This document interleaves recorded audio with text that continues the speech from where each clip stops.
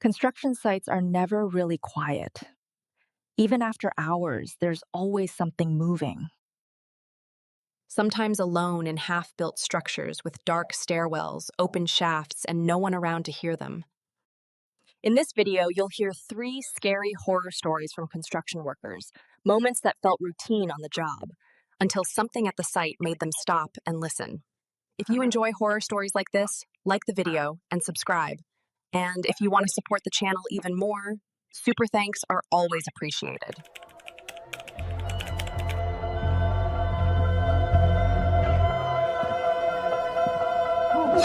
In the heavy construction industry, there is a saying that concrete waits for no man. It is the one absolute rule we live by. Once the batch plant starts mixing and those drums start spinning, you are on a countdown. You cannot pause a pour. If you stop halfway through, the wet concrete begins to cure and harden while the new load is still fresh.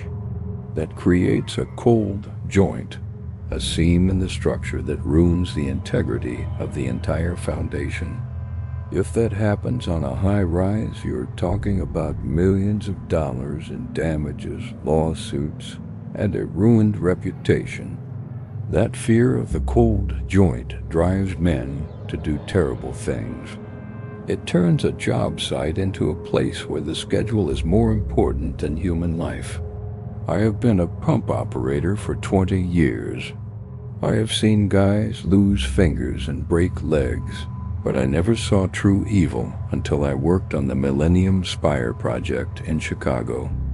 We were tackling the main mat slab foundation. For those who don't know, a mat slab for a 50-story building is essentially an artificial iceberg made of steel and stone. It was a massive pit, 50 feet deep, covering a whole city block. The plan called for a continuous pour, lasting 30 straight hours. We had 50 trucks cycling in a constant loop, dumping their loads into the hoppers of 3 massive pump trucks. I was running pump, too. My shift started at midnight, right when a freezing sleet storm hit the city. The conditions were nightmare fuel. The excavation pit was a muddy hellscape lit by high-intensity floodlights that cut through the rain but created deep, pitch-black shadows everywhere else. The noise was deafening.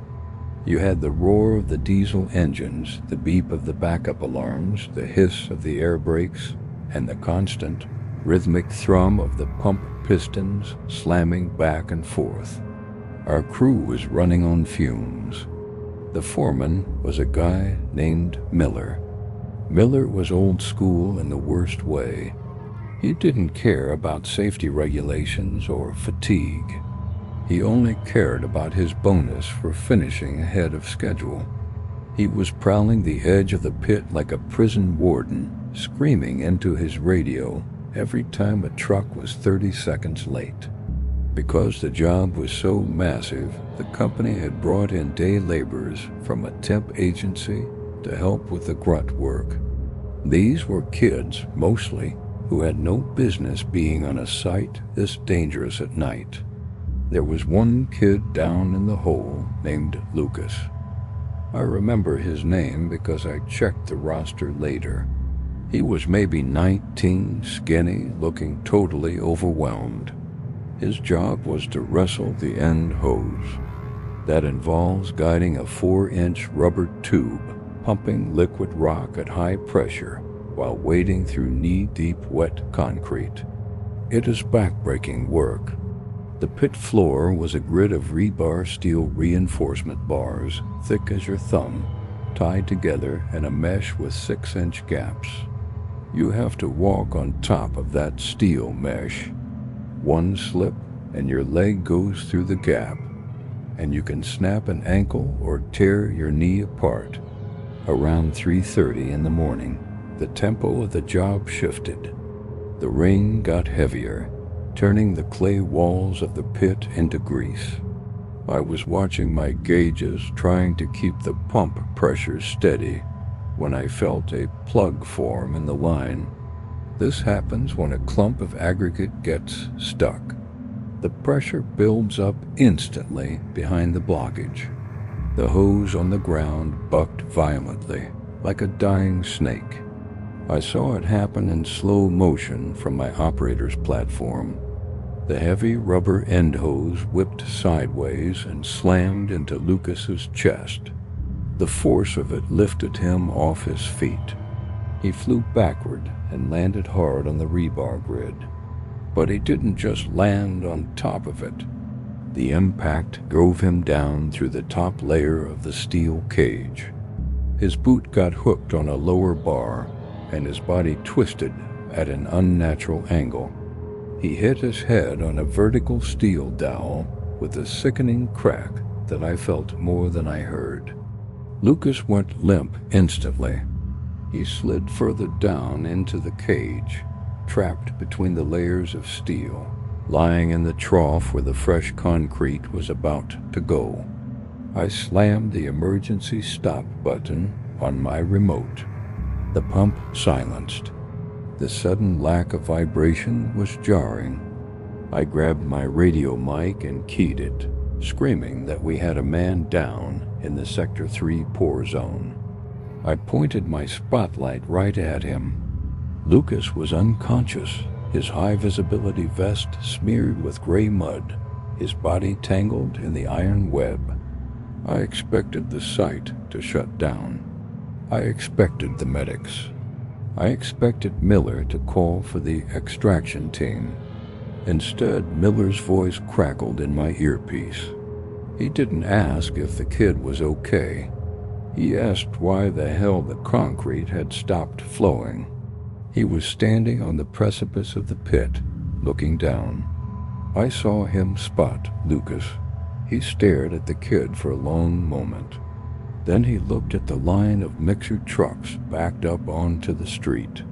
He looked at his watch. "Restart the pump," Miller said. His voice was flat, calm. I thought the radio had cut out. I yelled back that the kid was hurt, that he was trapped in the formwork. I told him we needed to get a basket down there to lift him out. "I saw him walk off," Miller lied. The conviction in his voice was terrifying. "The kid quit 10 minutes ago. He walked up the ramp.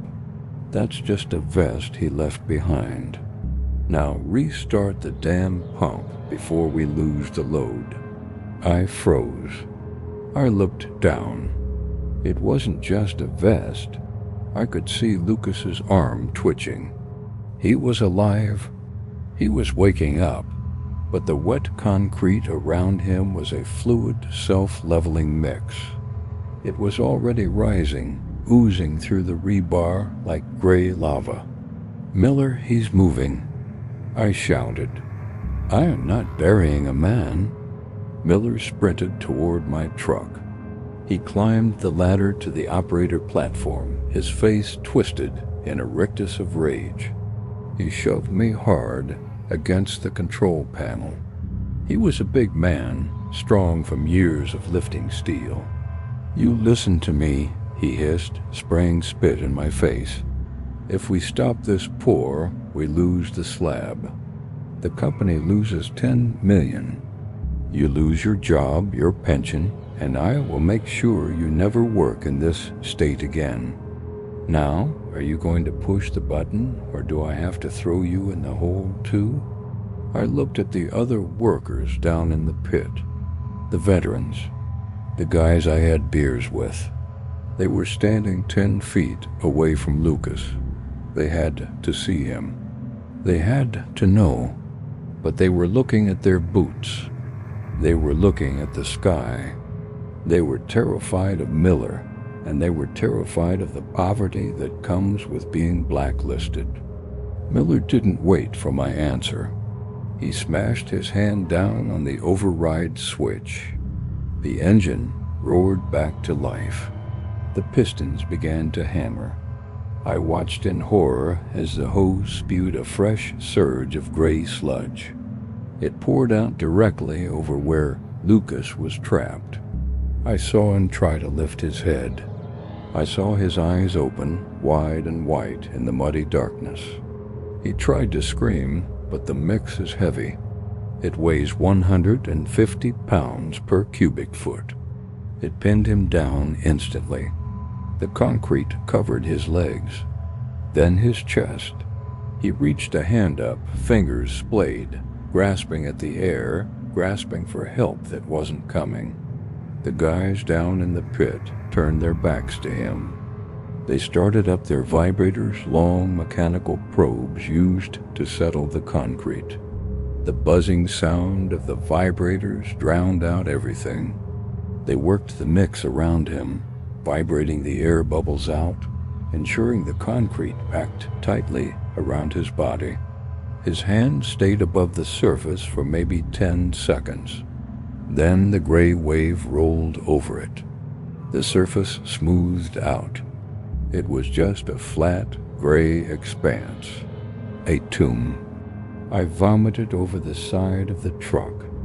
Miller stood there, watching the pour until the section was finished, making sure the evidence was buried under 6 feet of stone.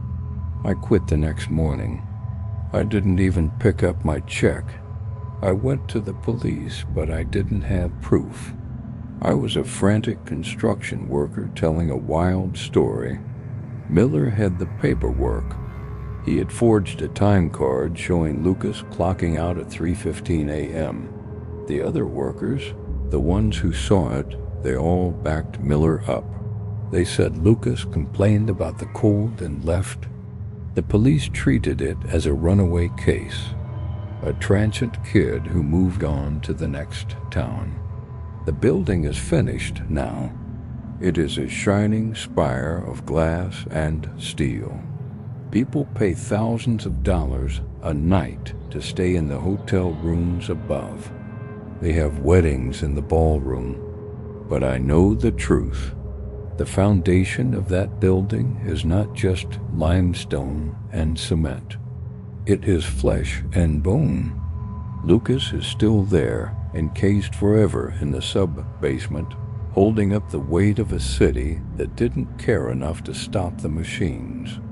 Every time I drive past that skyline, I don't see architecture. I see a headstone.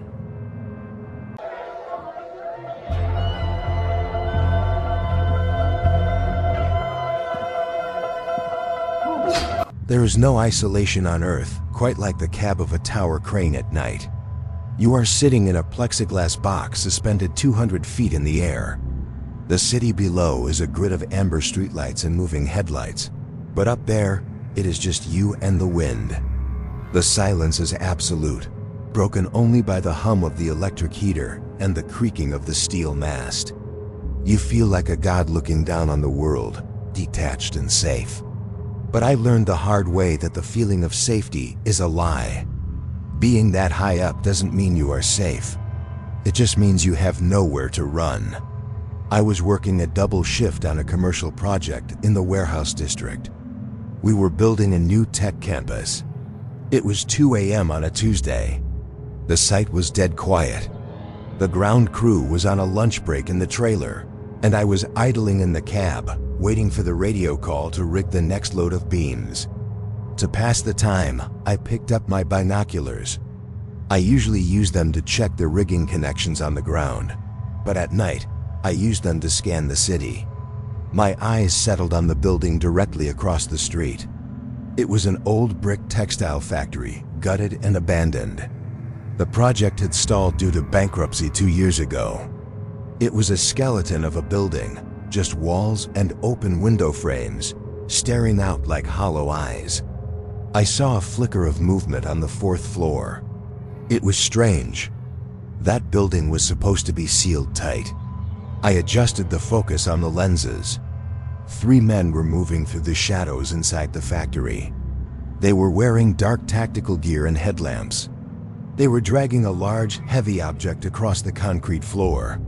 At first, my brain tried to rationalize it. I thought they were copper thieves stripping the wiring. Then, The man in the front stopped and dropped his end of the load. The object hit the floor and unrolled. It was a person. A woman. She was wearing a torn dress, and her hands were bound behind her back with silver duct tape. I could see her kicking, her legs thrashing against the floor. She was fighting for her life. My breath caught in my throat. This wasn't theft. I dropped the binoculars and grabbed my cell phone. My hands were shaking so hard, I almost dropped it. I dialed 911 and pressed the phone to my ear. Silence. Then the tone indicating the call failed. I cursed. The massive amount of steel in the crane tower and the surrounding buildings sometimes creates a Faraday cage effect, killing the signal. I needed to use the site radio to call the security guard down in the trailer. I picked up the binoculars again to get a description before calling. I needed to know what I was telling them. When I looked back at the fourth floor, the men had stopped moving. They weren't looking at the woman. All three of them were standing at the edge of the open window frame, facing my direction. They were looking right at me. I realized my mistake instantly. I had the interior cab light on so I could read my load charts. In the pitch black of the night, my crane cab was a glowing fishbowl in the sky. I wasn't hidden. I was on display. One of the men raised his arm. He pointed a gloved finger directly at my cab. Then, slowly, he drew his thumb across his throat. I slammed the light switch off, plunging myself into darkness. Panic exploded in my chest. I grabbed the site radio microphone. "Security, this is Crane 1. Emergency. There are intruders in the factory across the street. Call the police." Static. Just white noise. Then, the world tilted. The crane shuddered violently beneath me. The low hum of the electrical voltage died. The heater fan spun down. The warning lights on my dashboard winked out. The silence that followed was heavy and terrifying. They hadn't just seen me. They had crossed the street. They had broken into my site. They had found the main breaker box at the base of the crane and cut the power. I was trapped. A dead crane is a coffin on a stick. The elevator doesn't work without power. The only way down is the ladder inside the mast. And then I heard it. A sound that will haunt me until the day I die. It was the sound of boots hitting the metal rungs of the ladder. They were climbing. The crane is 200 feet tall. A fit man can climb it in about 10 minutes. I had 10 minutes to figure out how to survive. I looked around the cab. I had a fire extinguisher, a thermos of coffee, and a heavy wrench. That was it. I locked the trapdoor in the floor, the only way in or out of the cab. I dragged the fire extinguisher over and wedged it on top of the door. The climbing sounds got louder, faster. They weren't tired. They were coming with a purpose. I could hear the vibrations in the steel floor. I stood in the center of the dark cab, gripping the wrench, sweat freezing on my back.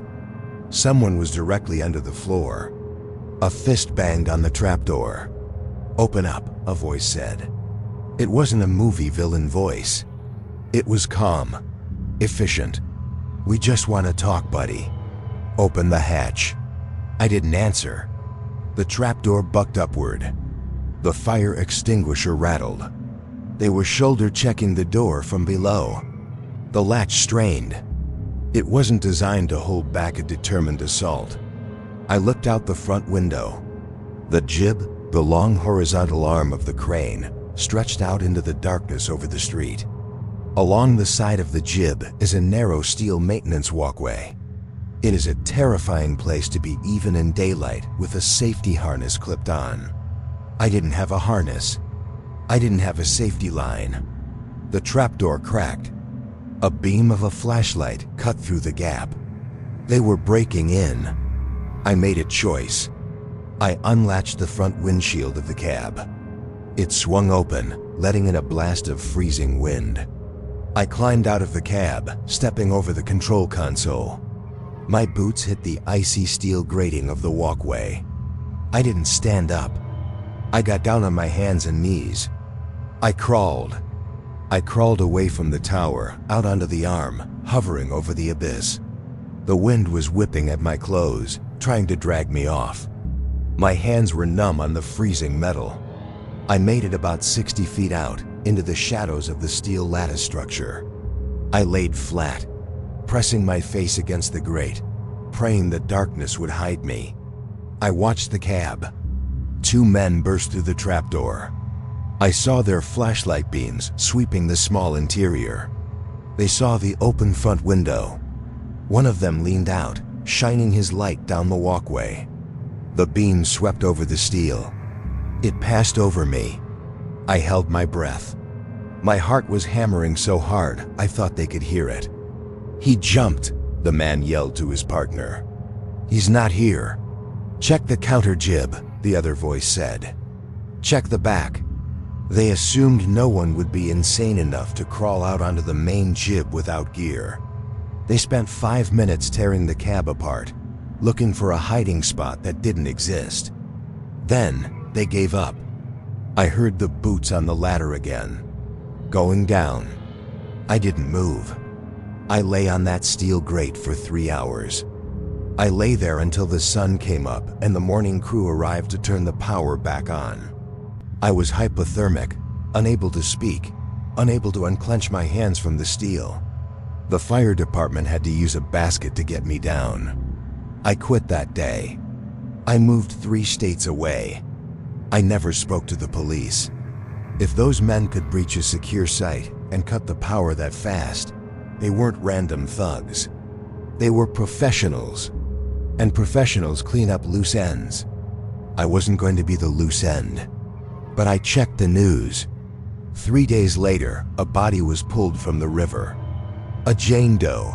Police suspected foul play but had no leads. I know who she was.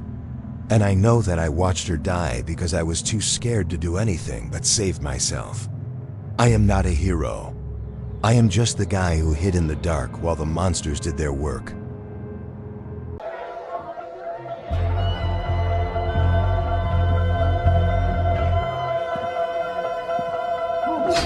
I have been a drywall mechanic and finish carpenter for 15 years. I have seen every kind of basement renovation you can imagine. Usually, it is standard stuff. A family wants a playroom, a man cave, or an extra bedroom. The job is routine. You frame, you hang, you tape, you sand. But last November, I took a job that made me leave the residential sector for good. It started with a call from a man named Arthur Vane. He lived in a sprawling modernist property deep in the wooded hills about 30 miles outside of the city. He was soft-spoken, polite, and offered to pay triple my standard hourly rate if I could start immediately. He explained that he was an audiophile and a collector of rare instruments. He needed a listening room constructed in his basement. He was very specific about the requirements. He wanted absolute acoustic isolation. When I arrived at the house, the atmosphere was sterile. It looked like a showroom devoid of personal photos or clutter. Vane led me down to the basement. It was a large, windowless concrete box. The framing was already done, which was the first red flag. Usually, I do my own framing to ensure the walls are plumb and square. Vane told me the previous contractor had a family emergency and had to abandon the job midweek. He pointed to a stack of materials in the corner.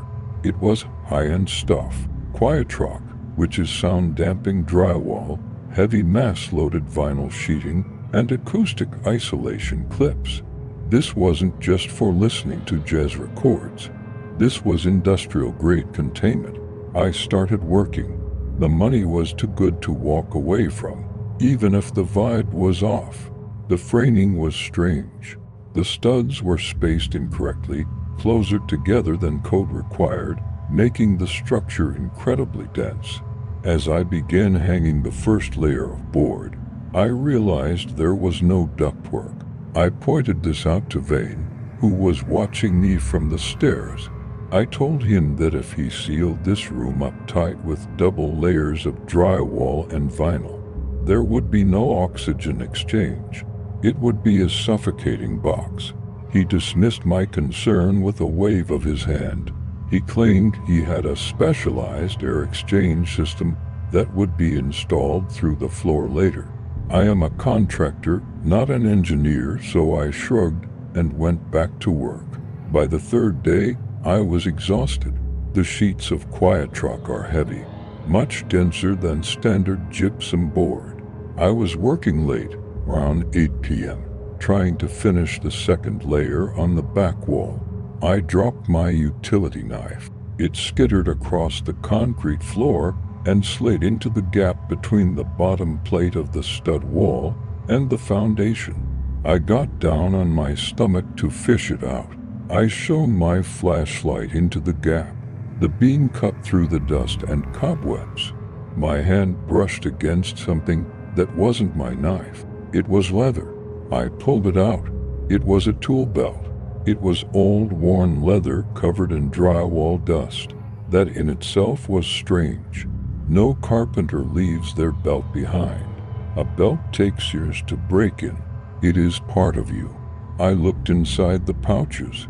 There was a hammer, a speed square, and a wallet. I opened the wallet. The driver's license belonged to a man named David. I didn't know him personally, but I knew the name. The construction community in this area is small. David was the guy who supposedly had the family emergency. I felt a knot form in my stomach. Why would David leave his wallet? You might forget a hammer, but you do not leave a job site without your ID and credit cards. I dug my hand back into the gap, searching for my knife. My fingers touched something sticky. I pulled my hand back. The tips of my fingers were stained with a dark, reddish-brown substance. It was dry and flaky. I aimed the flashlight deeper into the wall cavity, angling the beam upward. The wood of the studs near the floor was stained. It looked like someone had spilled a can of mahogany stain, except I knew we weren't using stain. It was blood. A significant amount of it had soaked into the raw lumber before drying. The silence of the basement suddenly felt heavy. The isolation I was building was working too well. I couldn't hear the wind outside or the house settling. I stood up, gripping my own hammer. I needed to leave. I needed to get to my truck. I put the wallet in my pocket and turned toward the stairs. Arthur Vane was standing on the landing. He was wearing socks, so I hadn't heard him approach. He held a mug of tea in one hand. He looked at me, then his eyes drifted down to the dusty tool belt lying on the floor at my feet. He didn't panic. He didn't yaw. He just smiled, a thin, tight expression that didn't reach his eyes. He asked if I was finding everything I needed. I lied. I told him I was just cleaning up some debris I found behind the wall. My voice sounded steady, but my heart was hammering against my ribs. I told him I needed to run to the hardware store for more screws. Vane took a step down. He told me that I had plenty of screws. He told me he had checked my inventory. He'd blocked the only exit. I knew in that moment that if I let him get closer, I wasn't leaving that basement. I gripped my hammer tighter and made a decision. I didn't argue. I didn't try to push past him on the stairs. I turned and swung my hammer with all my strength at the fresh drywall I had just hung. I smashed a hole through the layers, exposing the concrete foundation. Then I swung again, aiming for the temporary light fixture, shattering the bulb and plunging the room into darkness. While he was blinded, I charged the stairs. I shoulder-checked him into the railing. He spilled his hot tea and shouted, grabbing at my shirt, but I tore free. I sprinted through his pristine kitchen. The front door was double-locked with a deadbolt that required a key from the inside. I didn't waste time fumbling with it. I picked up a heavy dining room chair and threw it through the large bay window. The glass shattered with a deafening crash. I climbed out, cutting my hands on the shards, and ran to my truck. I sped down that driveway without turning on my headlights until I was a mile down the road. I went straight to the police station. I gave them the wallet. I told them about the blood. They raided the house the next morning. Vane was gone. He had cleared out his computer and his safe, but he left the house behind. When the forensics team tore down the walls in that basement, they found the truth. The air system Vane had mentioned wasn't for ventilation. It was a hookup for a gas canister. He wasn't building a music room. He was building an execution chamber. And when they jackhammered the concrete floor of the slab that had been poured right before I arrived, they found David. I was unknowingly building a tomb on top of a murder victim, sealing him in so tight that no one would ever hear a scream. I don't work for private individuals anymore. If you want a wall built, call a company. I am done entering strangers' houses. And that's all for tonight. Remember, the most terrifying monsters are the ones that look just like us. The ones who might even live right next door. If these stories serve as a good reminder to trust your instincts, then show your support and like and subscribe. Hitting that bell means you'll get a warning before the next nightmare begins. Sleep well, if you can.